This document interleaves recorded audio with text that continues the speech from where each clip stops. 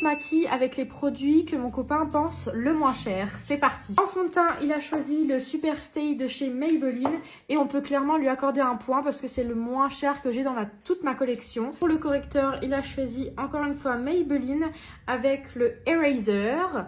Et là, on peut encore lui accorder un point parce que c'est un des moins chers que j'ai dans ma collection. Et si jamais tu veux plus de concepts comme ça, n'hésite pas à t'abonner, c'est gratuit et tu rejoins le gang des cops. On continue avec le bronzer et clairement celui qu'il a choisi c'est celui de chez Sephora. Et là on peut encore lui accorder un point, franchement il a dead. En ce qui concerne le blush liquide, il a choisi celui de chez Pixi. Et là c'est un premier fail, il coûte assez cher, c'est pas le moins cher que j'ai dans ma collection.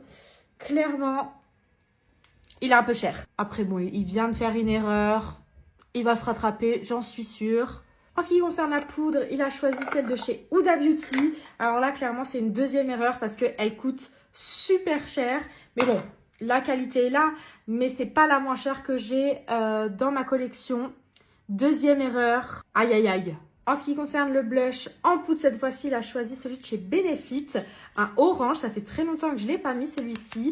Mais là, encore une fois, on peut dire que c'est un flop parce qu'il coûte vraiment super cher pour un blush. J'espère qu'il va se rattraper pour après.